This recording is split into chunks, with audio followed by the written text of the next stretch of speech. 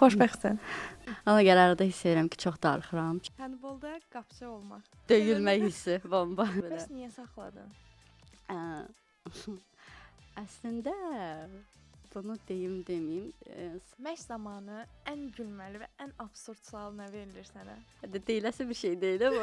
Efirlik mövzu deyil. Mənə dedicated. İndi bax bunu gəl verir. Mən bunu nətər verir. Bizim köhnədən qalan qohumlarımız var ya.